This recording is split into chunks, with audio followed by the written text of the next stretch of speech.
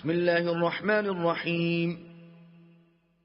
والسماء والطارق، وما أدراك ما الطارق، النجم الثاقب، إن كل نفس لما عليها حافظ، فلينظر الإنسان مما خلق. خلق من ماء دافق، يخرج من بين الصلب والترائب،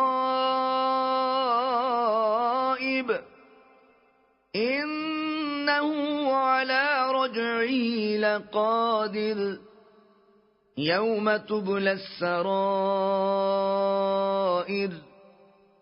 فما له من قوة ولا ناصر.